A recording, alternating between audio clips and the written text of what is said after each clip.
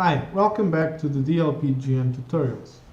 In this tutorial now, I'm going to try to show you how to build crystal structures using DLPGEN. In order to do that, I will start from the first example that I worked with, which was phenol. Before starting this tutorial, I just went to the Cambridge database and I retrieved a C file and the coordinate file for phenol structures. In order to do this, you can use Conquest from the Cambridge crystallographic database, and to obtain the core file, there is a small tutorial in the user manual of DLPGEN, which can be easily followed to obtain these files for the crystal structures you select. So first thing now that I'm going to do is to open the C file to see what we get from, or what we can get from the Cambridge crystallographic database. So I'm now opening the C file. I'm going to open with Mercury. So it's now opening the C file. And in here, I choose this example because it's a very interesting one. First of all, we have 3 polymorphs for phenol, okay?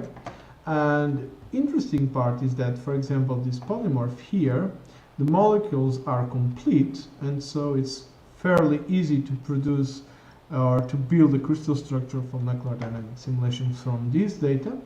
While, for example, in this case, we have 2 molecules in the symmetric unit of the crystal, but we don't know where the hydrogen atoms are. So what I'm going to do during this tutorial is to use these 2 crystallographic information files, or for these 2 structures, and to build the input files for DLPoly in order to run simulation for these crystal structures. So let's start with the easy one, so phenol 11.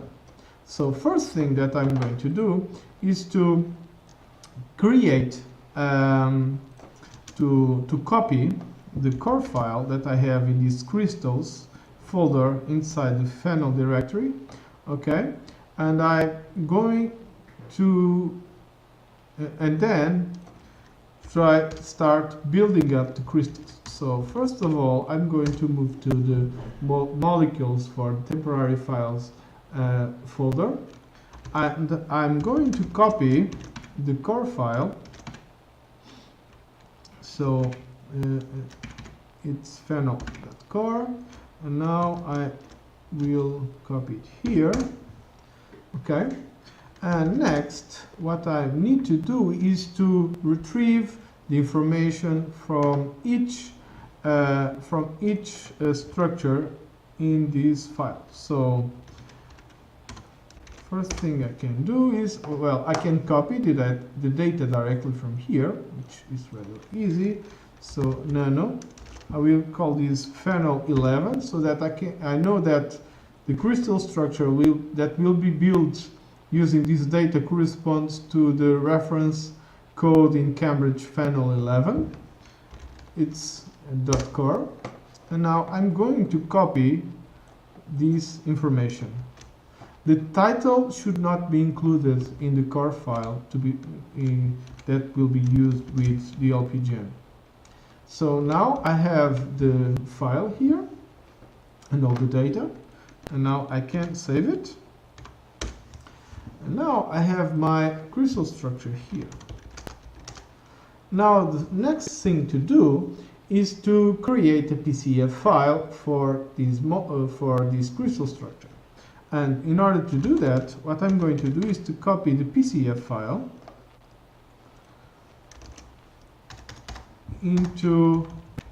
or the PCF file that I use in tutorial 2 into a PCF for the crystal structure. So now I'm going to edit. And the first thing I'm going to do is, first of all, change the name of the molecule I need. Next, I will change the simulation box dimensions to match those in the unit cell of my crystal structure. So I will copy this line here directly and retrieve the A, B, and C parameters, the alpha, beta, and gamma from the crystal structure. The next thing that I need to do is to create or tell the program that I want to create a simulation box which is approximately a cube with, let's say, at least 40 angstrom side. And in order to do that, I need to multiply the a-axis or the x-axis by 4, the b-axis by 8, more or less, and finally the c-axis or z-axis by 4 also. So with this, I should get an approximately cubic simulation box. Another thing that I'm going to do also is to use the same force field file as the one that I produced in tutorial movie 2. And so what I need to do after converting the core file into a gen file is to use the same atom labels as in that first tutorial. The last thing that I want you to, I'm going to change, by the way, the name of the project. Now it's phenol crystal phenol 11. The number of molecules. First of all, giving the data inside in the input files, the program will compute this automatically. So if you don't want or if you forget to do it, the program will do it for you. But if you want to do it, to know or compute how many molecules, or in this case it's not exactly the molecules, because one molecular type, phenol 11, will have 3 phenol molecules. Please mind that, as you see here, the crystal structure has 3 molecules in the symmetric unit. So what I mean is that what you need to compute is how many of these entities should be placed in the simulation box in order to get a complete crystal structure. And in order to do that, how many simulation boxes you need to stack. So this is 4 times 8 times 4, which is the repetitions that are here. And then we have 2 symmetry operations for this crystal structure. So in the end, we need to multiply this by 2. So we need to stack, or we will have 260 and 56 entities of phenol 11. But mind that in your simulation box, in true, will be these times 3. So 768 molecules, because each entity has 3 molecules in its or corresponds to 3 phenol molecules. Okay, so once we set this, we can record the data and now run the program DLPGEN. First thing we need to say is that now we want to use PCF phenol 11. Okay. And next, we need to convert first the file, which is a core file. Now we run it, and so we found phenol11.core and convert the file into gen. And if we go to see the contents of this file now, we will see that basically the program picked up these reduced coordinates relative to the unit cell dimension, and basically it computes the atomic coordinates of this molecule inside that simulation box. Furthermore, we now have a new section in the gen file which contains the symmetry operations that should be applied to these atomic coordinates in order to build the crystal structure. So next, what we need to do is simply change the atom names here to match those in the library file, and then run the program again to get the crystal structure. So that's exactly what I'm going to do next. And for that, first thing I'm going to do is to open the GEN file using Mercury, so that I will get access to the labels of my atoms in this file. Okay? And now I will open the file with Emacs and start editing things. So atom 1, which is this one here, it's the oxygen atom. So this is a OH. Next one, hydrogen 2, in position 2, is the HO atom, according to the nomenclature in the force field file prepared in the previous tutorial. Next, we have the carbon atom in position 3, which is this atom here, and according to that nomenclature, it's called CAP. Next, atom 4, 5, 6, 7, 8, 9, 10, and so on until 13 are aromatic carbons and carbons. So I just need to change their name until 13, which is this one here. Now I get an oxygen again, which is the oxygen in position 14, which is this one here, so it's an OH. The hydrogen in position 15, it's the hydroxyl hydrogen, so HO. The carbon in position 16 is this one over here, so it's CAP. And then all the remaining carbons and hydrogens are aromatic. So that's it. And finally, we have for the third molecule in the symmetric unit, position 27 is the oxygen. The hydrogen is in 28 for this hydroxyl group. 29 is this one here, it's the CAP.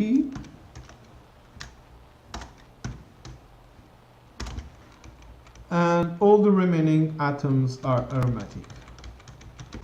So at this point, everything is set. So if I run again DLPGEN without the conversion entries, it should create a crystal structure. So there is something wrong because the charge is not 0. Let us check what did we miss.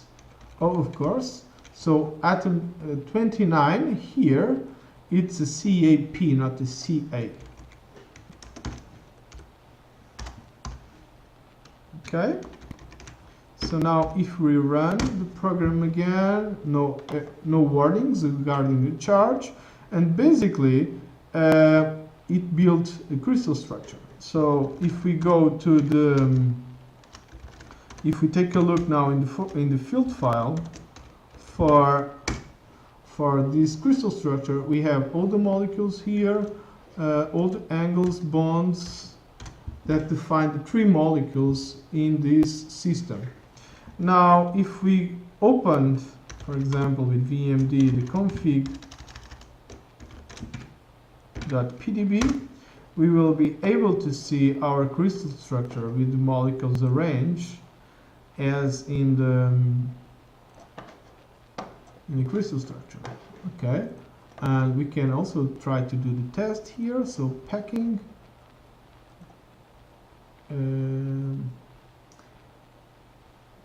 packing and slice. So let's say 4.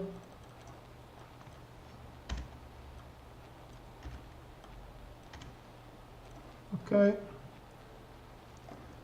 let us put these like this, and now let's arrange these along the A-axis. So A-axis should be something like this. As you see, it's a similar picture as in as that one obtained with the Mercury program, all the hydrogens and with all hydroxyl groups forming layers here. If we see it along the B axis, so B axis should be like this.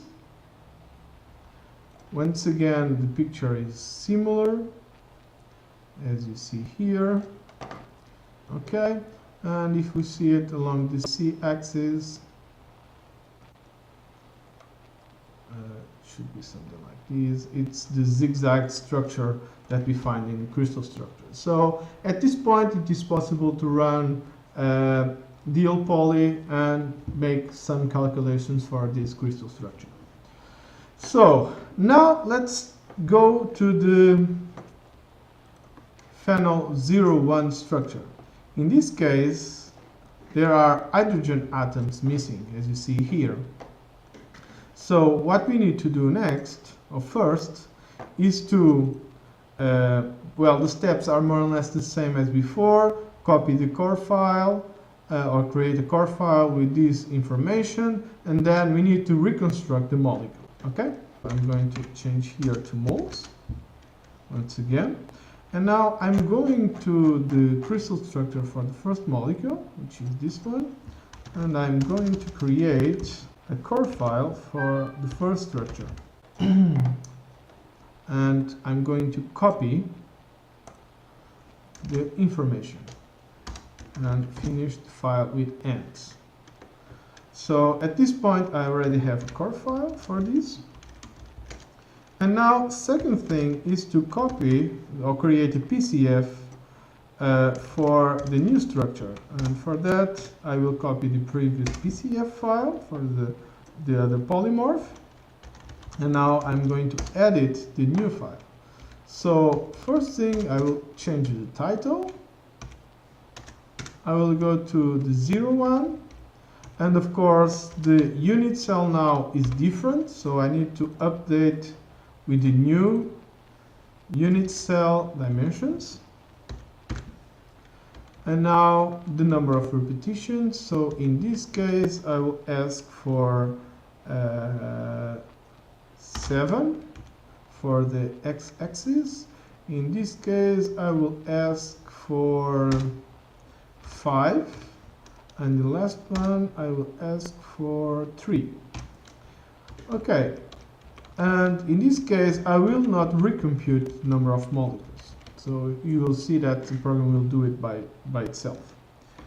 Next thing now is to convert again the data or the files that I have for this crystal structure with DLPGEN. So first thing first, I want to run the program again. And I want to convert the core file. And here it is. So now it just converted the data. This side I will see what he has just done. So I have the phenol 0,1 gen here. And if I open it, we can see that we have the coordinates file here, the atomic coordinates. And in this case, we have 4 symmetry operations that also appear in this case. Okay, so now the problem is that, as I pointed out before, there are missing some hydrogens here, and we cannot do molecular dynamic simulations without these atoms. So the good thing about this is that because we are using flexible models, it doesn't matter too much the position of the hydrogens if they are not very far away from they should be, because then they will go to the equilibrium distances according to your model. So what I'm going to do is to use Gauss view to reconstruct these crystal structures. So the first thing that I want you to notice is that when I run DLPGEN, besides the gen file, the program has also created a PDB file. Here it is. So if you go to a program like Gauss View, of course you can use any other program which you like. I like this one, so I'm going to use it. You can open the file. And in the case of Gauss view, as you can see, it basically warning us that we don't have hydrogens in our structure. So if you just press yes, it will put the hydrogens in its place. So at this point, if you want, you just need to record this structure here. The coordinates, if you go to the atoms list, you'll see that the coordinates should match those in the gen file or in the PDB file. So 0 minus 196, here it is. So basically, if you can use this data now to build your molecule or to reconstruct your crystal structure directly.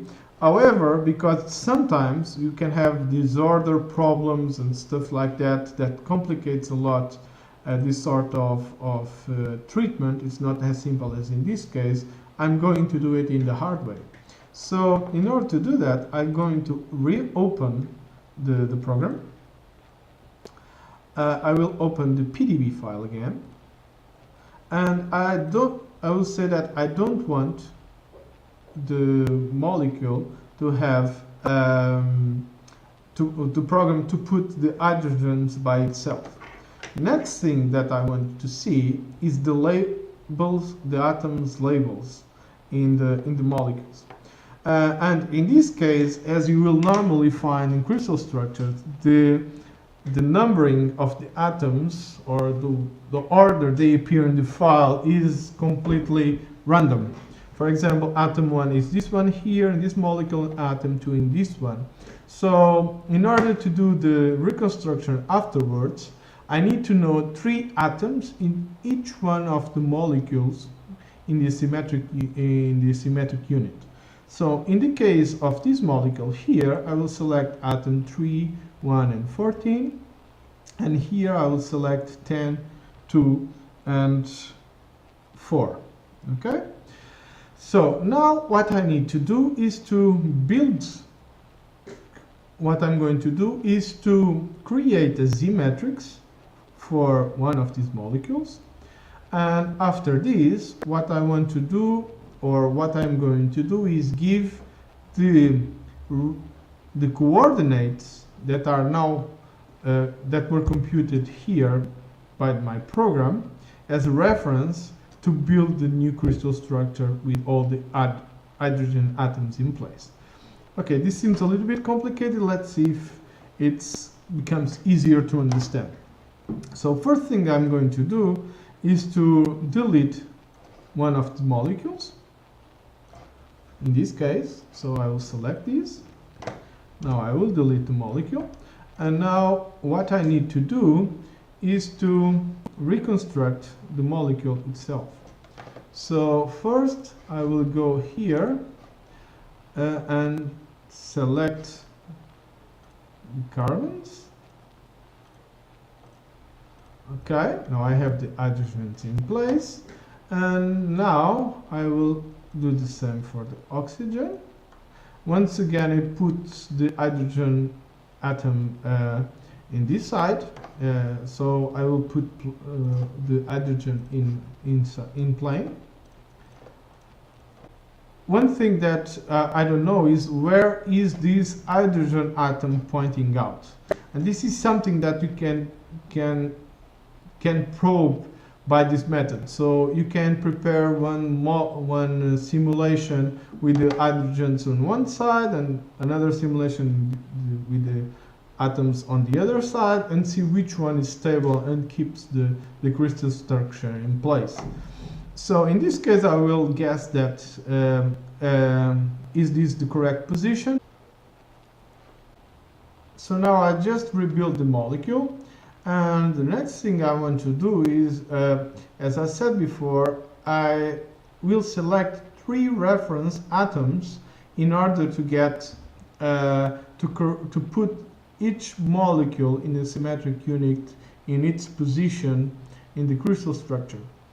So the first thing I will do is I'm going to the atoms list, and in this case what I'm going to do is to say that in my case the atom 3, which is this one, will be the first atom in the Z matrix, so this will be the 1.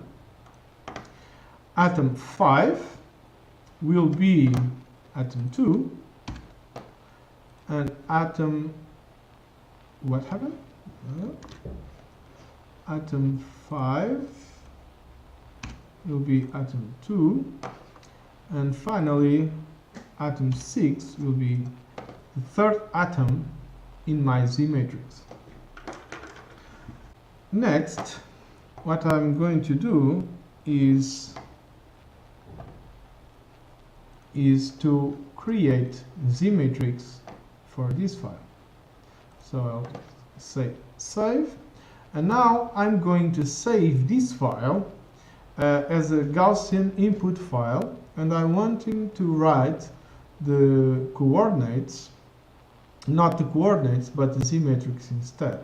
So I will save it, and now I have a Z matrix where my atoms 1, 2 and 3 are well known. What I need to do next is just to pick up my file that I've just converted, and what I want to do now is to edit my Gaussian job file. To edit my Gaussian job file, the first thing I need to do is to remove all these addings from Gaussian, and I also need to replace these variables b1, b2 and so on and so forth by its values in the Z matrix. So first thing is to remove all these addings. Next, copy the bonds.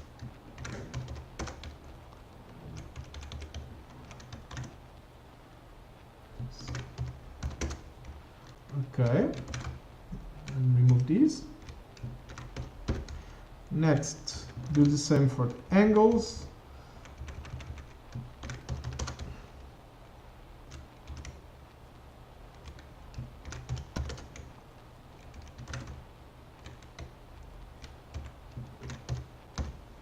And finally for the dihedrals.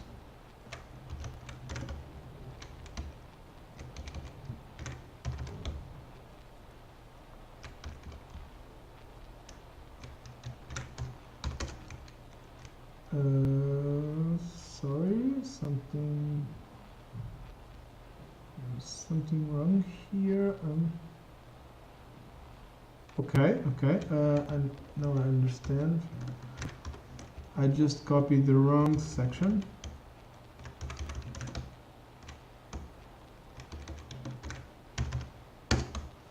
Okay, now it's the correct one. And remove this. Now delete all the remaining data. And finally, I need to say to DLPGEN that I have 13 atoms in phenol. Okay, now I have just saved this, and what I'm going to do next is to create a file or rename this file into Z matrix. So I will copy phenol 01 into phenol, and I will say that this is phenol reference ZMate. Okay, and now I have a phenol ref Z matrix here, which if I open it, it contains the Z matrix. Now, next thing that I need to do is to pick up,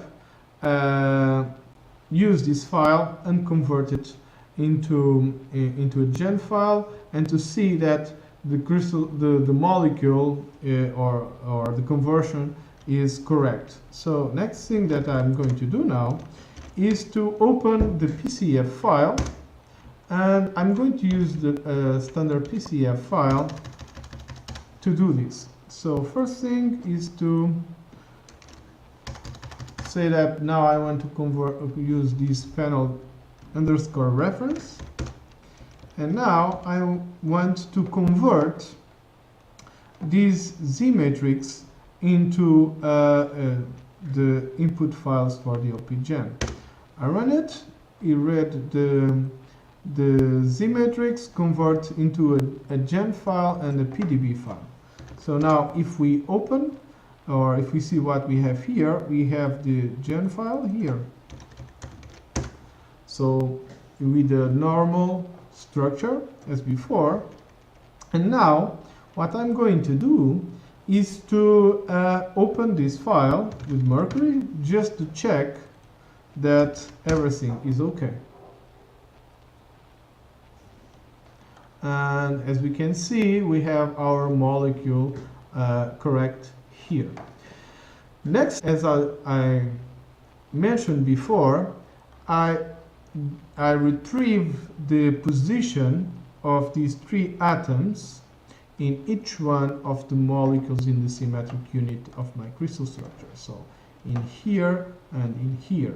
So what I want to, or what I'm going to do is to build 2 files containing the atomic coordinates of these 3 atoms in this crystal structure, in order to use them as a reference for my Z matrix, and then to build the crystal structure as in here, but now with the hydrogens in place.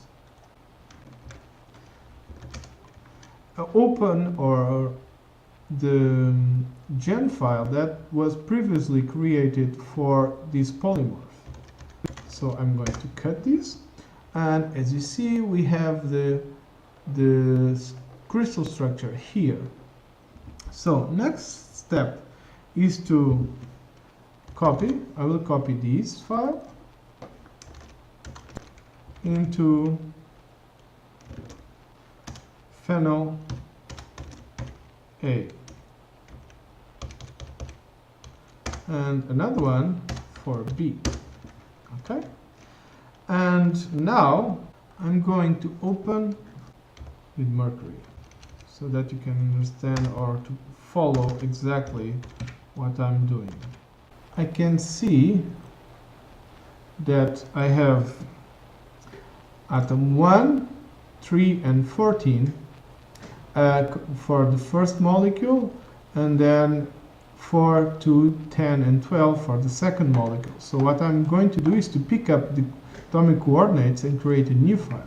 And with these coordinates we will create a reference coordinate system to build our molecules. So let's try to show you how you do this. So first create a molecule. So I will call it nanophenol 01A for the first molecule, which will be this one here. And then for this molecule, I will need to have the coordinates for atoms 3, 1, and 14. So first thing I'm going to do is to copy everything. And now what I want to do is to select atom 3 first. Sorry, no, I will do this again. So I need the coordinates for atom 3, which is the first one in the Z matrix. Next one is atom 1. And finally, atom 14, which is this one here. And so these are the coordinates for my molecule 1. In this case, I just want the coordinates like this, I think, if I'm not mistaken. Now, what I need to do is to do the same for molecule B. And in this case, I need atom with the coordinates 4,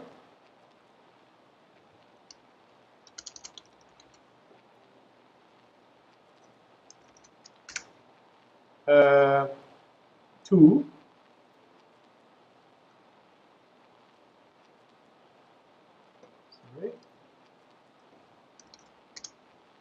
and 10.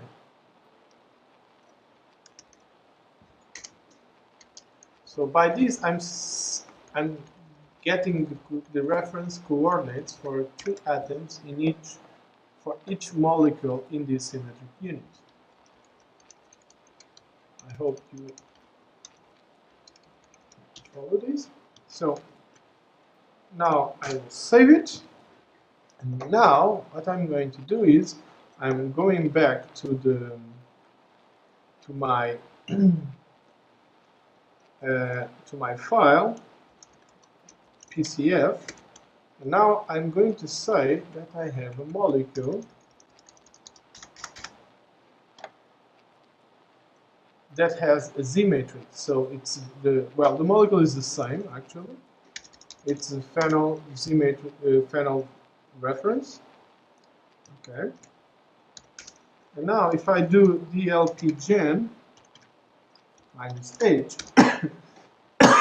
sorry, you'll see that there is an option here for XYZ Z matrix file, which is the file that we should add with the reference coordinates.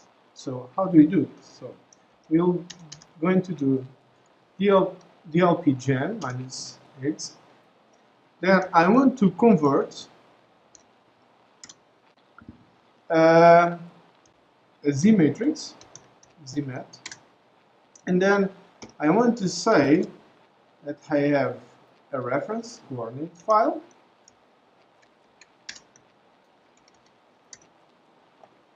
with the following name. So it's phenol 01A for molecule A.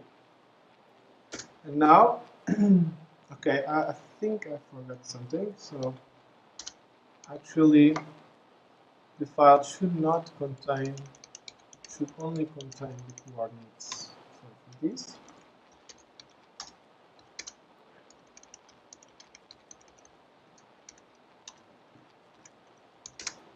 and now let's see if it runs. Okay, it runs nicely. Okay, and so if we look now to the new reference gem, it now builds a new file with the initial coordinates matching those. Okay, so if you see, this is this one here, this is this one, this is this one, and the same for the second and third, and everything was built for this molecule with the same arrangement as in the crystal structure. So now what I need to do is simply copy these for my structure, and now I will add A here, sorry, gen, and to know that this is the molecule in the symmetric unit, molecule A in the symmetric unit, and this will be their coordinates. Then I will do the exact same thing for B and copy for B.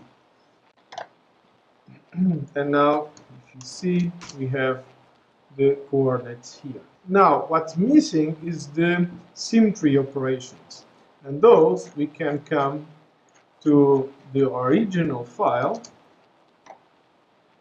which is the gen 01, and we have the symmetry operations that should be applied to each molecule. And now we can add the symmetry operations that should be applied to this molecule, and then the same for molecule A.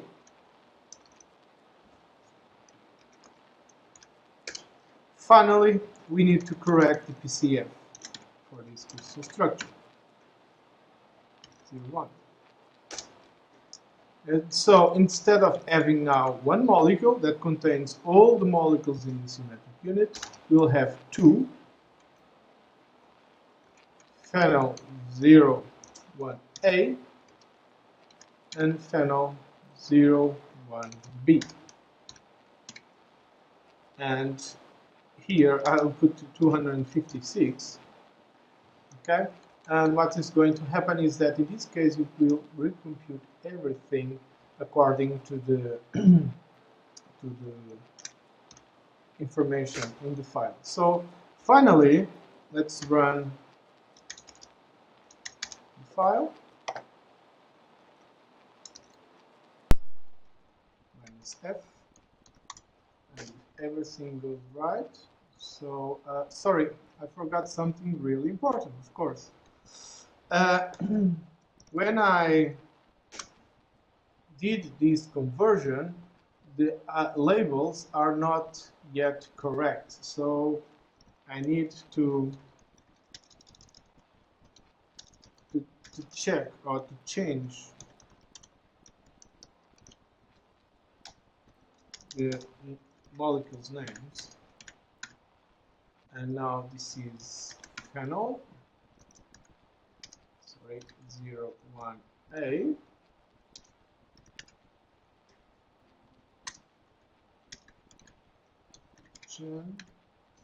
And I don't want to use Emacs. I want to open this with Mercury so that I can see exactly what are the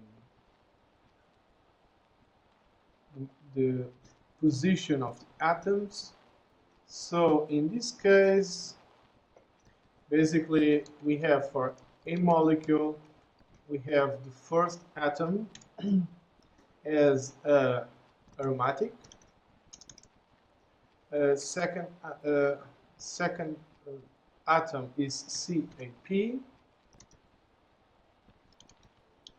Please mind that this is according to the nomenclature in the library file. Now we have, I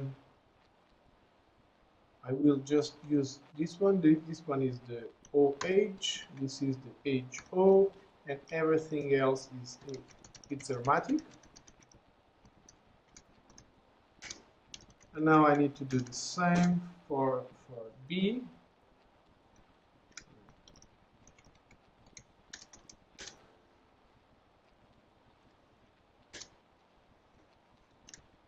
And now I will open also for B. Sorry, I will close all these windows and do this again. Let's open it again. And this should be more or less the same. So atom 1 is A, 2 of course is P, because that's what was defined initially. P, A,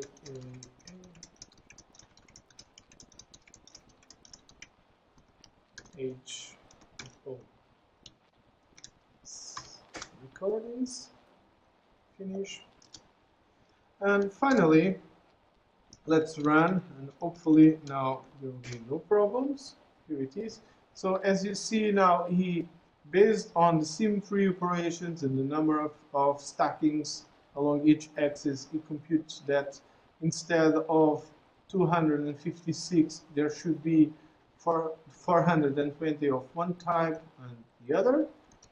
And if we see now the field file, we will have the field file for the first molecule in the symmetric unit, the second molecule in the symmetric unit, and if we open the file with VMD, the config file, we will now see that the molecules lie as in a crystal structure. As you see here, which should match that one in the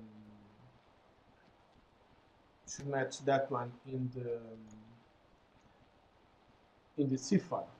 Okay, so with this I finish this tutorial, and I hope you enjoy, and any doubts you have, you please feel free to contact me.